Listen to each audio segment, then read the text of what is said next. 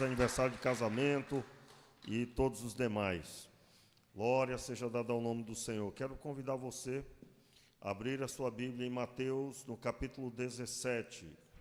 Mateus, capítulo 17, por gentileza. Mateus, capítulo 17. Diz assim a palavra de Deus. Amém? Verso 1. 6 dias depois, tomou Jesus consigo a Pedro e Tiago e João, irmão deste, e os levou para, em particular, a um alto monte.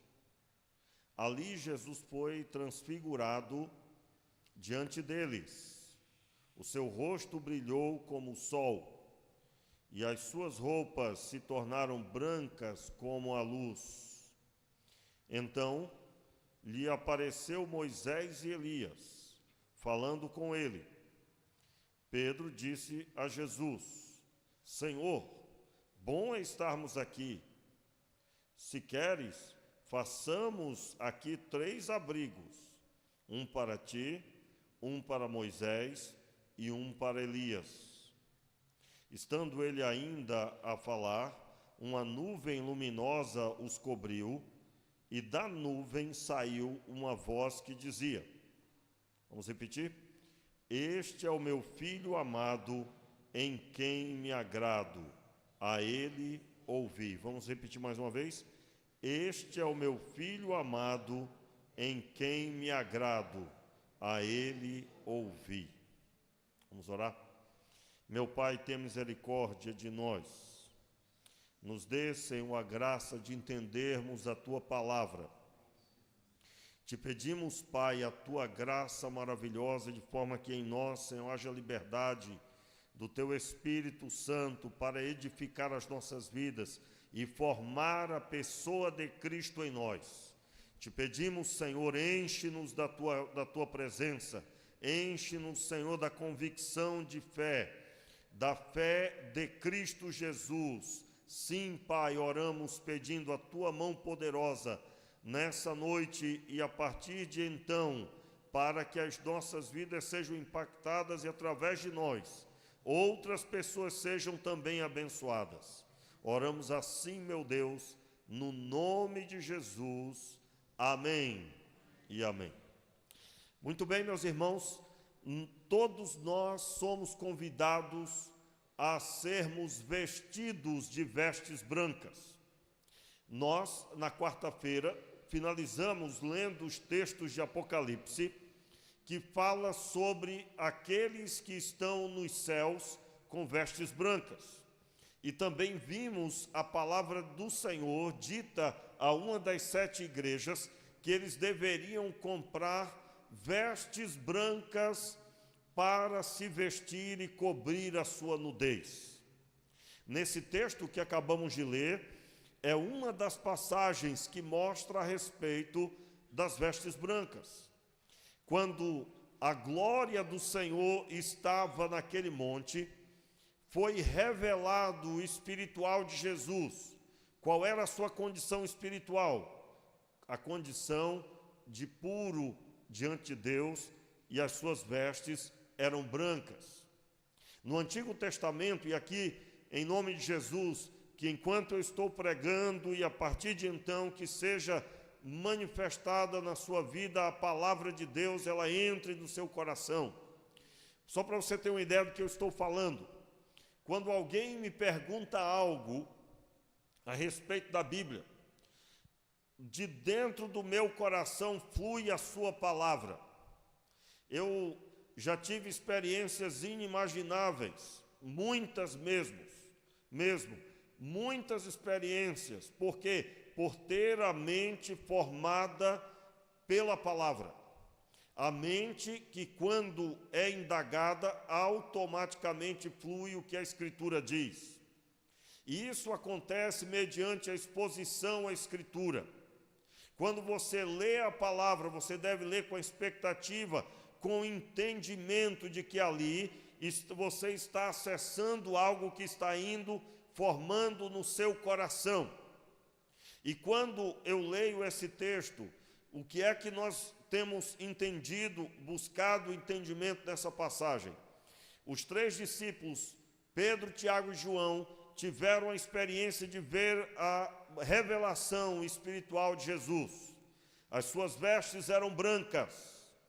E é o impacto da presença de Deus naquele lugar. Entenda, no dia do juízo vai ser assim, meu irmão. A presença de Deus já revelará automaticamente todas as coisas. No dia do juízo, e é claro, numa visão para entendimento nosso, quando Jesus conta que uns estarão à sua direita, outros à sua esquerda, é para entendimento nosso de como será. Porque ele, na própria passagem de Mateus, ele está explicando as características de quem está à esquerda e quem está à direita. Mas é muito simples de entender isso, principalmente quem já teve uma experiência assim impactante da presença de Deus. Meu irmão, a presença de Deus, ela traz à tona tudo que está aí genuinamente. Todas as coisas. Se você não está apto, você vai ver a sua condição inapta. Você vai perceber automaticamente a realidade sobre a sua vida. Nessa experiência, Pedro, Tiago e João esqueceram completamente de si mesmos. Completamente. E aqui, se você estudar a Bíblia, você vai perceber que é assim no Antigo Testamento, que é assim no Novo Testamento. A glória de Deus, ela é tão impactante que só há espaço para a glória de Deus, mas não porque ele disse. Aliás, quando você lê o texto de Isaías 6, você não vê absolutamente o Senhor falando nada sobre si mesmo, mas vê os serafins voando de um lado para o outro, declarando: Santo, Santo, Santo é o Senhor. E ele está sentado no trono. Isso é suficiente para Isaías falar a respeito do seu próprio pecado e o pecado do povo. O texto mostra que Isaías, ele não fala do pecado do povo somente, mas ele fala do pecado dele e também do povo. Por quê? Porque mediante a manifestação da glória do Senhor. Meu irmão, quando eu ouvi palavras como essa pela primeira vez, eu comecei a buscar a Deus para ter essa experiência transformadora. Eu estou falando de uma experiência de busca pessoal para com o Senhor. Por quê? Porque isso abre a nossa visão sobre o próprio Deus. Abre a nossa visão. O temor de Deus nasce automaticamente, porque quando alguém fala Deus é poderoso, você vai conectar isso àquela experiência, nunca mais você esquecerá disso. Como assim? Pedro, Tiago e João esqueceram de si mesmos. Eles esqueceram no sentido, note aí, o versículo 4 do capítulo 17, quando vocês estão com a sua Bíblia aberta aí ainda, creio que todos, né? Diz o texto, versículo 4, Pedro disse a Jesus: Senhor, bom é estarmos aqui. Se queres, façamos aqui 3 abrigos. Por que ele não disse 6? Você já se perguntou? Por que Pedro não falou 6 abrigos? Ele só disse 3 abrigos. Note, quando a glória do Senhor se manifesta, quando os céus se manifestam, só há espaço para os céus. Por isso que o nosso tempo agora, nós estamos vivendo um evangelho que gira em torno do homem, não em torno de Deus. As músicas, em muitos lugares, são inteiramente para afagar as pessoas, para abraçar as pessoas, para colocar a cabeça delas no ombro. Quando, na verdade, quando a glória de Deus se manifesta, tudo é suprido, tudo, absolutamente tudo. E as dores, as mazelas, tudo isso é extirpado. O próprio texto de Isaías 6. O texto de Isaías 6 diz que o Senhor logo resolveu a iniquidade de Isaías.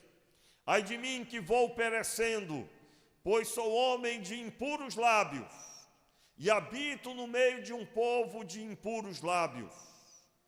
E eu vi o Senhor, vou morrer. Quando ele diz vou perecendo, ele sabia que ninguém podia ter uma experiência daquela sendo um pecador. Note, o texto de Isaías, ele vai mostrar essa realidade espiritual. E logo, mediante o seu reconhecimento, e é claro, automaticamente seu reconhecimento dos seus pecados, vem também um arrependimento deles.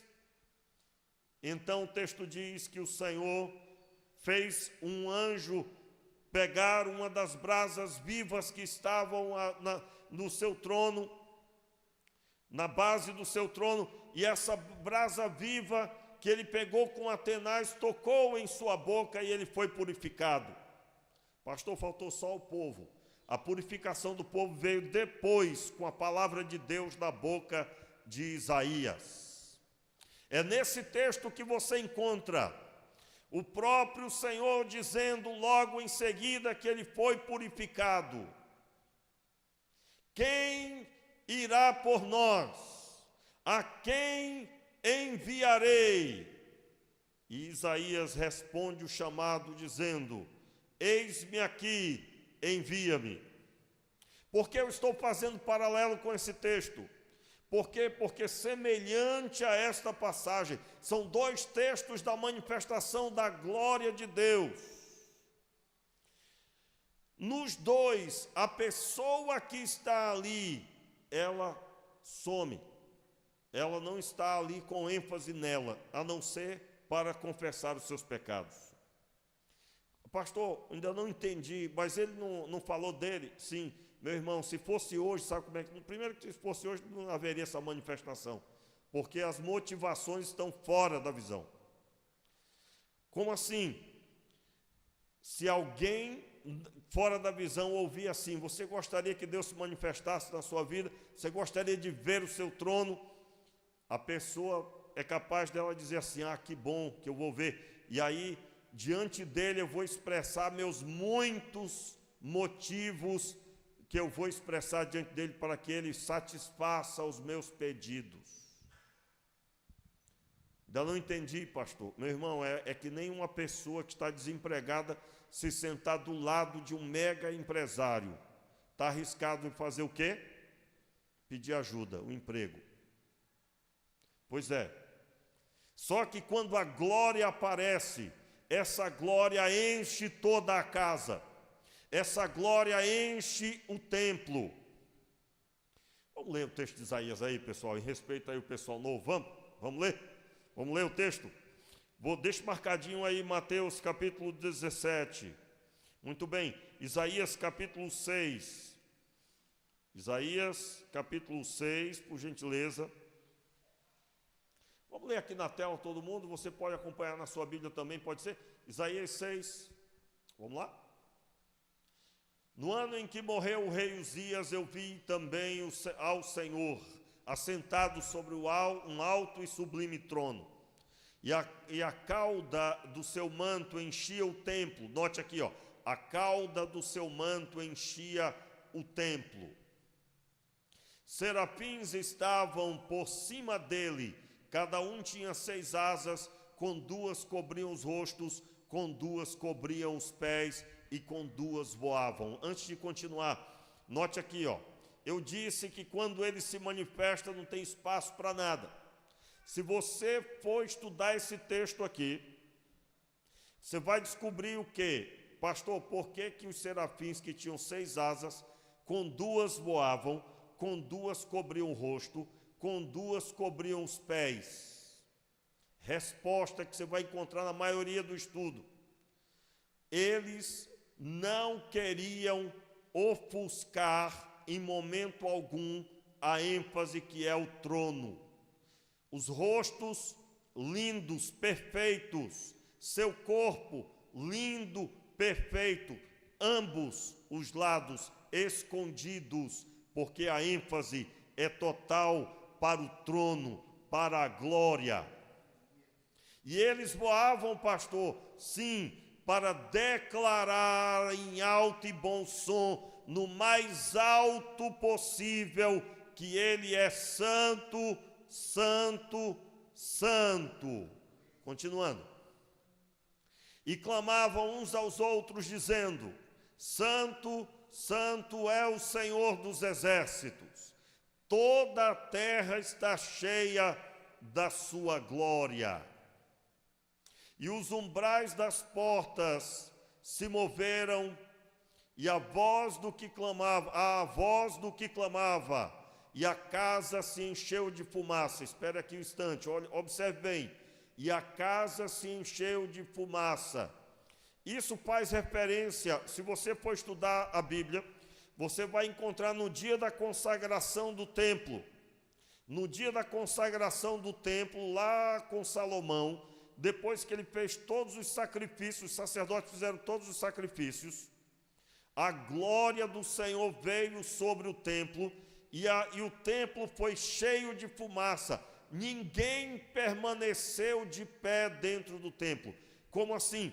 Dentro do santuário, dentro do Santo dos Santos, não havia espaço para ninguém. O Senhor encheu completamente. E por que fumaça? Porque era para que a sua glória ficasse visível. Entenda, tudo isso que nós estamos ministrando é para que você vislumbre como deve agir o seu coração. A glória é dele, tudo é dele. Ele está num trono, assentado no mais alto trono. A sua glória enche toda a terra, e no templo ele está também totalmente preenchido. Pastor, mas o sacerdote ele não entrava no templo. Pois é, meus irmãos, entenda, o Senhor ordenou fazer um templo, e ele disse que ali seria a morada dele no meio dos homens, a morada dele.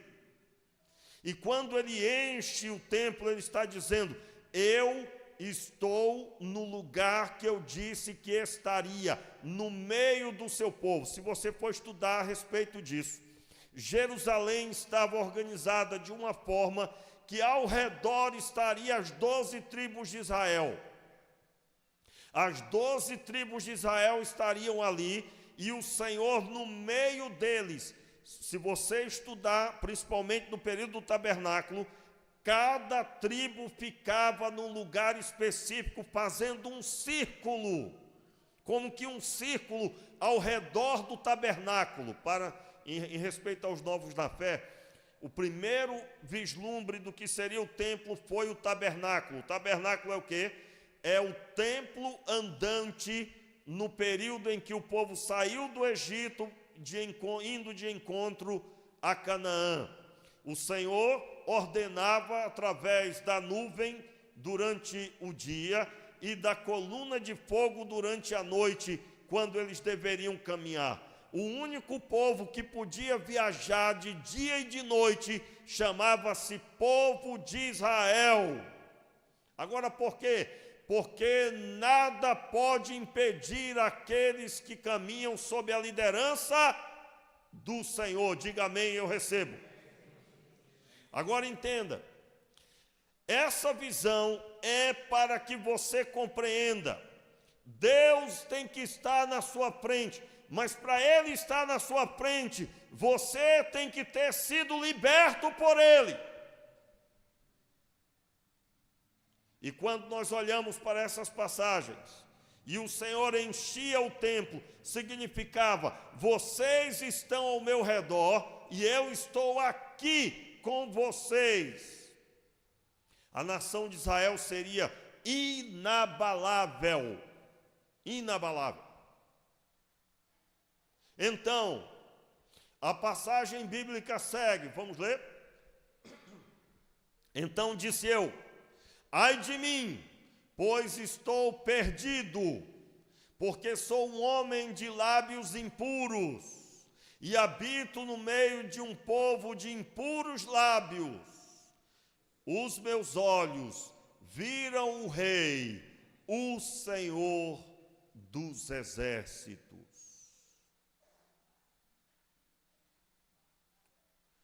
Porém, um dos serafins voou para mim, trazendo na sua mão uma brasa viva que tirara do altar com uma tenaz. E com a brasa tocou a minha boca e disse: eis que isso tocou os teus lábios, e a tua iniquidade foi tirada, e expiado o teu pecado. Note aí, expiado o teu pecado, removido o teu pecado. Quando que o pecado foi removido? Quando ele declarou que era pecador, quando ele declarou a condição dele. Agora preste bem atenção, porque Isaías aqui já era um profeta chamado.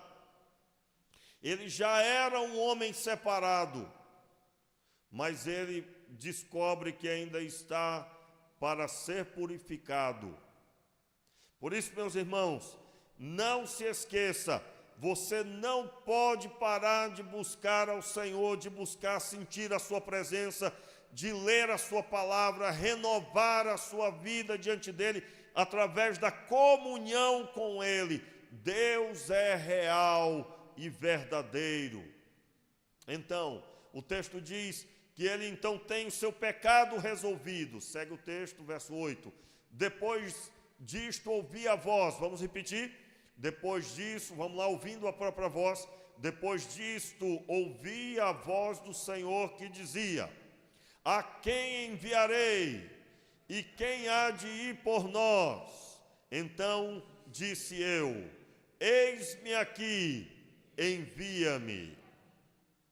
E aí o texto vai dizer depois tudo isso. Depois disso ouvi a voz, e aí ele vai seguindo, o Senhor já vai dando profecias para ele ministrar. Isaías se tornou, e isso mediante o estudo da palavra, ele é chamado do profeta messiânico, o profeta que de todos eles mais profetizou sobre a vinda do Messias, aonde nasceria, como morreria. É o profeta que mais Deus usou para revelar a respeito do Messias. Veja como isso tem aplicação para a nossa vida. À medida que Deus vai se revelando a você, você vai tendo mais capacidade para revelar o Filho a quem não conhece, por meio da pregação do Evangelho. Diga amém, diga eu recebo em nome de Jesus sobre a minha vida. Meus irmãos, nós estamos falando de algo extraordinário, é a glória do Pai. À medida que Ele se manifesta, Ele vai vir curando as nossas mazelas. Quero relembrar o princípio do sacrifício. O animal que era apresentado, o cordeiro, deveria ser sem mancha alguma, sem nenhuma ruga alguma. Não poderia ter nada, absolutamente nada de alguma outra cor. Por exemplo, se a ovelha fosse branco com marrom, branco com vermelho, branco com preto, branco com alguma outra coloração, não poderia ser, porque o branco total da ovelha simbolizava o alvo do que Deus quer trazer para a vida de quem estava se apresentando. Ela tinha que ser sem mácula, sem ruga, sem absolutamente nenhuma outra coloração, a não ser o branco, que representa sem pecado, para que então ela tivesse como carregar os pecados de quem estava se apresentando. Diz o texto de Levítico que o sacerdote então impunha as mãos sobre a ovelha, e então os pecados daquele que estava se apresentando passava para aquela ovelha, e então ela era sacrificada, porque o pecado estava sobre ela, então ela teria que morrer. Seu sangue era separado numa bacia, e o sangue simboliza a vida.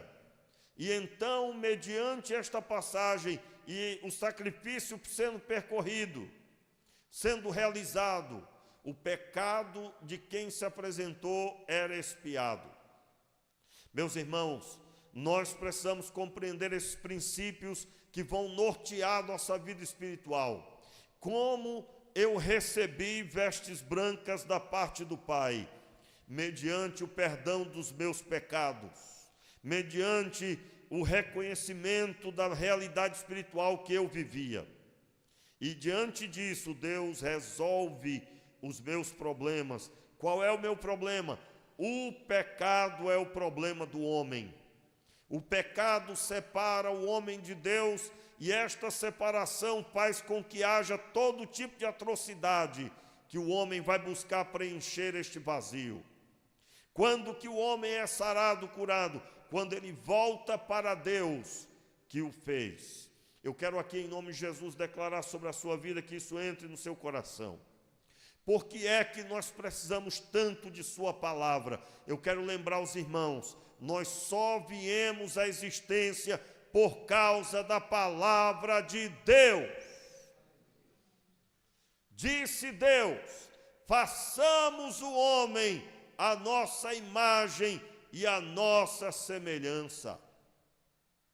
Então fez o homem do pó da terra e soprou-lhe em suas narinas, e ele se fez alma vivente. Você foi gerado em Adão por meio da palavra. Por isso, meus irmãos, que o homem, ele pode até estar distante de Deus, mas se você conversar com ele, ele quer saber sobre o oculto, sobre o sobrenatural. Ele vive pensando se existe alguma coisa mais poderosa que não conhecemos. Ele pode ser até ateu, mas ele tem lá algum assunto que demonstra essa essência que está em cada ser humano. Um interesse pelo oculto, pelo desconhecido. Desconhecido por quê? Porque o pecado fez separação entre o homem e Deus. E o que lhe resta? O que lhe resta é voltar para Deus. E Deus, por meio de sua palavra, Ele faz com que o fôlego de vida retorne para os mortos pelos pecados. E este fôlego de vida se chama Jesus Cristo. Ele é a vida, Ele é o caminho, a verdade e a vida. Então, volte aí para o texto de Mateus, por gentileza, Mateus 17. Então, o versículo 4 diz que Pedro diz: passamos uma tenda para o Senhor, para Elias e para Moisés. O que é que Pedro estava dizendo? Nós queremos morar aqui é um lugar muito bom. Aqui é um lugar muito bom. Meus irmãos, toda pessoa que teve uma experiência de ver a glória do Senhor, quem já teve uma experiência poderosa da presença de Deus, não queria sair. Aliás, eu quero até deixar aqui a informação, né? Se você está acostumado a orar 10 minutos todo dia e você nunca orou mais do que isso, eu quero fazer um desafio. Continue a oração, separe uma manhã para você buscar Deus. E ao invés de orar, eu me lembro quando eu era novo na fé, era bem novinho, no tempo do CD, no tempo do toca-fita, né? Já tinha CD, né? Mas tinha o toca-fita com mais abundância. Eu tinha um que ele era auto-reverso, lembra desse? Quem aqui é do tempo aí? Auto-reverso. Ninguém nem sabe o que é isso aí, a garotada hoje, né? Então eu pensava o seguinte: bem, a fita cassete tem 60 minutos. Então quando terminar, eu orei 1 hora. Estou nem aí para o horário, não vou ficar olhando o horário. Eu vou orar e o louvor ali bem baixinho. E aí, quando era auto-reverso, também voltava e depois começava de novo. Ou então ia para o outro lado, né? Tem também desse formato, você já conhece. Mas eu quero, com isso, dizer para você, aquela foi a forma que eu encontrei de dizer: eu vou orar mais tempo do que eu estou acostumado. E ali eu fui começando a fazer isso, fui indo. E eu notei, irmãos, depois de 20 minutos de oração, você já está diferente. Depois de meia hora de oração, a sua percepção espiritual já é diferente. E aí você pode começar a ler a Bíblia depois de meia hora de oração, e você lê a Bíblia por mais 20 minutos ou meia hora, e você depois mais meia hora de oração, meia hora de Bíblia, meia hora de oração, 1 hora de oração, mas depois 1 hora de Bíblia. À medida que você vai buscando a presença de Deus, Deus vai se tornando natural e as coisas fora dele agora são completamente avessas para você.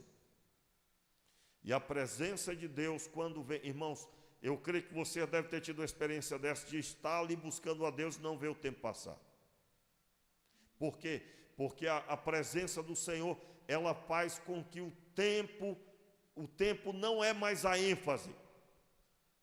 Nós precisamos dessa experiência. Se você não teve essa experiência ainda, você precisa dessa experiência. Note que a ênfase do que eu estou falando está baseado na Escritura Sagrada. Pedro ficou impactado de tal forma que ele disse: olha, eu não me importo de dormir ao relento. Eu não me importo de estar aqui com Pedro, Tiago e João. Nós vamos ficar do lado de fora. Eu não quero saber disso, eu quero saber de permanecer aqui. Então, o texto da palavra diz que quando ele profere essa palavra, o verso 5, note aqui: estando ele ainda a falar, uma nuvem luminosa os cobriu, e da nuvem saiu uma voz que dizia: este é o meu filho amado, em quem me agrado a ele ouvir. Ouça ele, o próprio Deus proferindo. Meus irmãos, aqui o Senhor estava glorificando o Filho.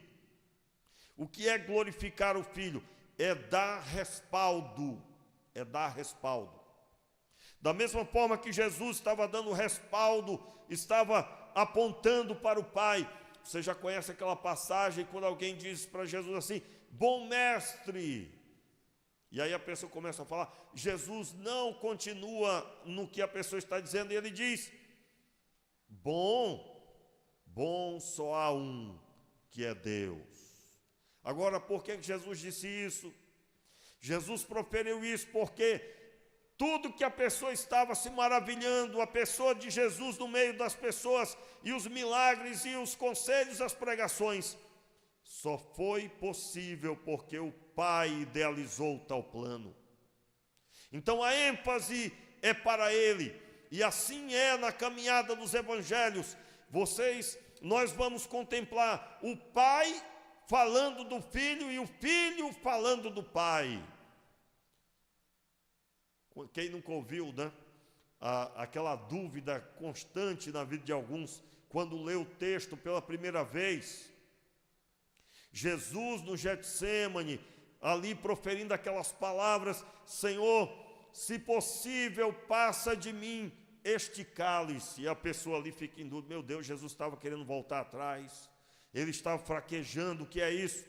Meus irmãos, eu só consigo ver uma coisa naquele texto. Primeiro, Jesus estava na condição humana, era 100% homem, e a pressão sobre o Jesus ser humano era pesada, pois era de todos os pecados dos homens, estava sobre ele, estava vindo sobre ele. As trevas estavam ali para oprimir a Jesus e os discípulos. Os discípulos não conseguiam nem orar 1 hora com eles.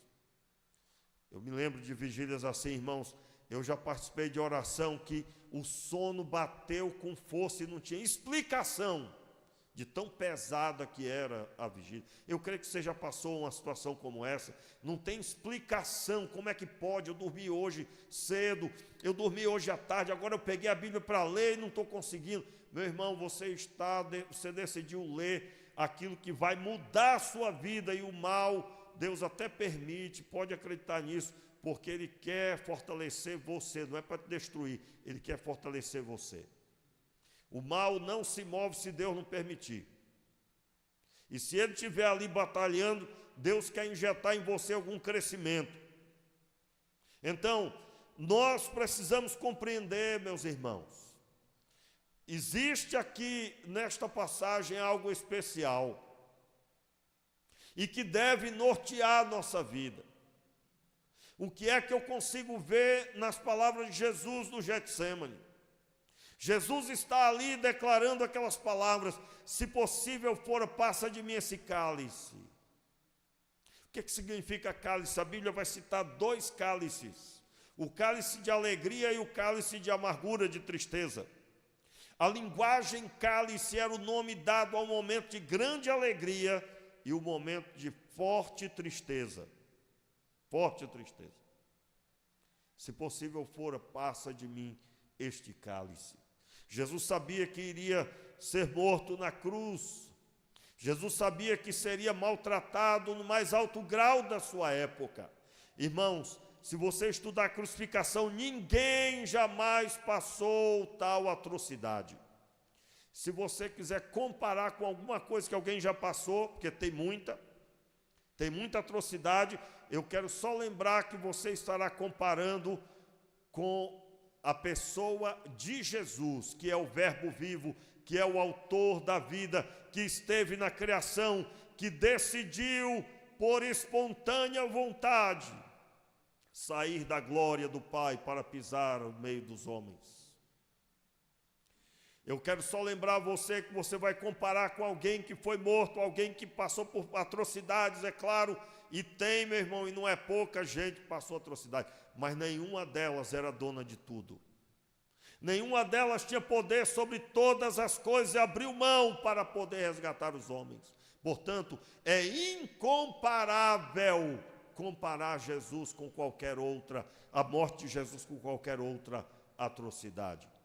Imagine você, dono de todas as coisas, e ser tratado como a pior das pessoas, ao ponto de soltarem um bandido e requererem a sua morte. Foi isso que fizeram com Jesus. E por que eu estou falando isso? Porque Jesus estava falando: se possível, passe de mim esse cálice. Ele falava sobre a dor que ele iria sentir, mas não sobre a missão que ele tinha para levar adiante. Ele não estava falando sobre a missão. Tanto é que em seguida ele diz: mas se não for assim, que seja feita a tua vontade. Se não for assim, é uma linguagem que eu estou utilizando para o contexto da passagem. Porque, Senhor, se possível, passa de mim esse cálice. Todavia, seja feita a tua vontade, não a minha. E foi feita a vontade de Deus. Quero aqui dar ênfase: esta glória, a glória do Pai, que esperou a morte do Filho, que se separou do Filho a primeira vez. O Filho nunca havia sentido a ausência de seu Pai. Quando Jesus diz: Pai, por que me desamparaste? Jesus ali sente a quebra da conexão, da comunhão com o Pai pela primeira vez. E por quê? Porque exatamente naquele momento, Jesus morreu na hora 9, que era exatamente às 3 da tarde, o horário do sacrifício da tarde. No dia da expiação, havia 2 momentos de sacrifício: logo ao meio-dia e logo às 3 da tarde. Na verdade eram 3, às 9 horas da manhã também. E se você estudar as passagens, os textos, você vai ver que há um episódio para cada momento do sacrifício. Provavelmente o momento da condenação foi no primeiro horário. O momento do escárnio, o momento de todas as mazelas, de dores que ele passou, de açoites, foi provavelmente no horário do segundo sacrifício. E então, o final, o terceiro sacrifício, o momento da crucificação às 3 da tarde. Meu irmão, eu quero dar ênfase aqui. A glória que se manifestou aqui em Mateus 17 apontava para a pessoa do Senhor, do Mestre. E quando nós olhamos para essa passagem, suas vestes eram brancas. Eu gostaria de chamar a sua atenção agora. Abra aí a sua Bíblia no texto de Apocalipse capítulo 3. Rapidamente. Apocalipse capítulo 3, eu encerro. Apocalipse capítulo 3, carta a Laodiceia.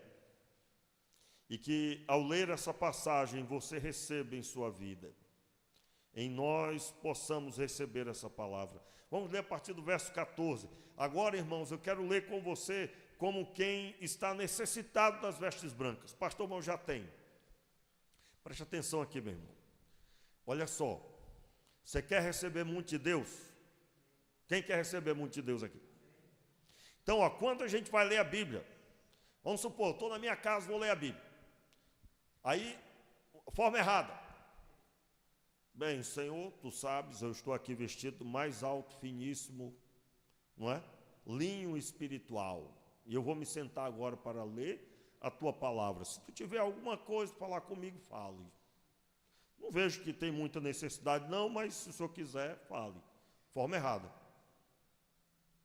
Forma certa.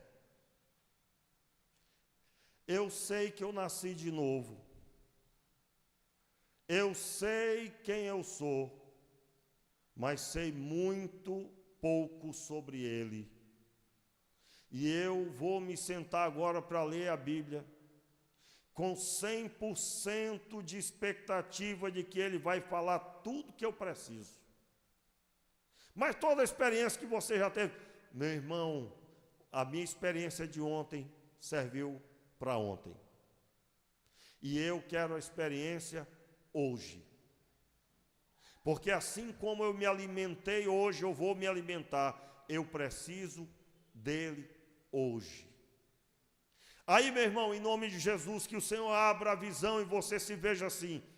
Aquele que tem a humildade de não confiar em si mesmo.